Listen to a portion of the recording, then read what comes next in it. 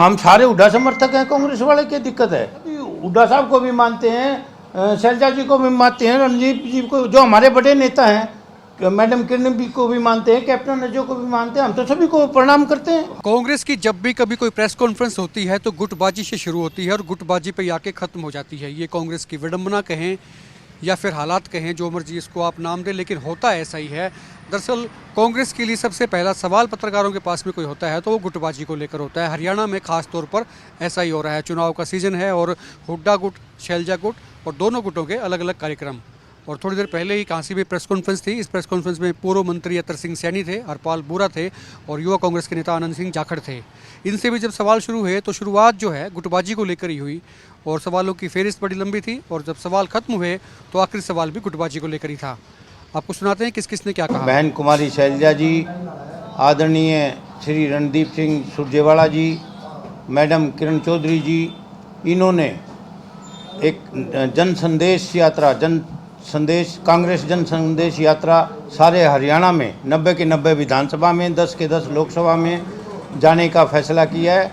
और जो कांग्रेस की नीतियां हैं और जो राहुल जी का, हमारे नेता राहुल गांधी जी का संदेश और मल्लिकार्जुन खड़गे जी का जो संदेश है वो जन जन तक पहुंचाने के लिए ये यात्रा की जा रही है।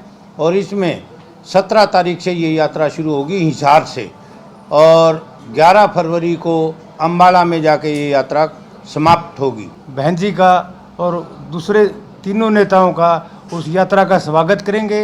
एक हरियाणा में निश्चित तौर पर परिवर्तन होने जा रहा है। ये कुमारी शैलजा की यात्रा जो है निश्चित तौर पर सत्ता परिवर्तन के लिए एक बहुत बड़ी मिसाल है। ये कांग्रेस संदेश यात्रा हिसार लोकसभा क्षेत्र से शुरू हो रही है 17 तारीख को और 18 तारीख को हिसार लोकसभा के ही हांसी विधानसभा में अपने हलके में आ रही है। हम लोग उसका स्वागत करेंगे। मान का आदेश नहीं है, उनकी स्वीकृति है कि भाई हाँ, जन जन तक कांग्रेस पार्टी की जो नीतियां हैं वो पहुंचाएं। राहुल गांधी जी का और मल्लिकार्जुन खड़गे जी का, हमारे जो राष्ट्रीय अध्यक्ष हैं, उनका संदेश जन जन तक पहुंचाएं। क्या हुड्डा जी कांग्रेस छोड़ गए हैं क्या? नहीं, ये कौन कर रहा है? वो हमारे नेता हैं, कांग्रेस क्यों छोड़ गए? यार हुड्डा जी कांग्रेस छोड़ गए हैं क्या? वो आपके साथ नहीं कभी नजर आते हैं? नहीं, या गुट में है ये? नहीं, ये कोई गुटबाजी नहीं, ये तो बीजेपी वाले भ्रम फैलाते हैं। एक वाकया मैं आपको बता देता हूँ, एक घटना बता देता हूँ। कभी भी हुड्डा साहब ने शैलजा के खिलाफ कोई शब्द बोला हो तो बताओ। कभी शैलजा जी ने हुड्डा साहब के खिलाफ कोई शब्द बोला हो तो बताओ। और इस बात का मैं गवाह हूँ। हमारी मीटिंग थी चंडीगढ़ में, बाबरिया साहब ने ले रखी थी उस दिन मीटिंग, उसमें सारे नेता वहीं पे थे। तो कुमारी शैलजा बोल के दिल्ली जाना था, उनको प्रोग्राम था, उन्होंने इजाज़त ले ली थी कि भाई मैं बोल के जाऊंगी। तो उन्होंने पहले बोल दिया। एक आदमी ने खड़ा होकर हुड्डा साहब का जिंदाबाद का नारा लगाया और उसी वक्त हुड्डा साहब ने ये कहा कि एक नारा बहन कुमारी शैलजा का लगाओ, बहन कुमारी शैलजा जिंदाबाद। हुड्डा साहब ने खुद लगाया और उन्होंने उनको थैंक यू कहा। तो फूट कहाँ है? फूट तो है ही नहीं। साथ भी नहीं है? नहीं है साथ, क्यों नहीं?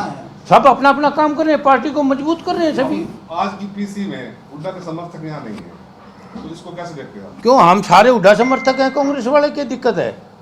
हम कांग्रेस के समर्थक सभी हुड्डा साहब को भी मानते हैं, शैलजा जी को भी मानते हैं, रणजीत जी को, जो हमारे बड़े नेता हैं, मैडम किरण भी को भी मानते हैं, कैप्टन अजय को भी मानते हैं। हम तो सभी को प्रणाम करते हैं। तो हाईकमान में किसकी चलती है? हुड्डा साहब की चलती है? भाई मुझे नहीं पता, ये हुड्डा साहब से पूछिए और उनसे पूछिए जिससे आपने पूछना है। हमने तो यूँ पता सबकी चले, क्यों? हम सब एक हैं, जो आदेश आ जाता है वो मानते हैं हम तो। स्थानीय नेता शामिल नहीं है आज के कार्यक्रम में आपके पीछे में? ये बारी है, ये बारी है, मैं बारी हूँ, हम सारे स्थानीय हैं। और भी कांग्रेसी हैं जी? हाँ हैं।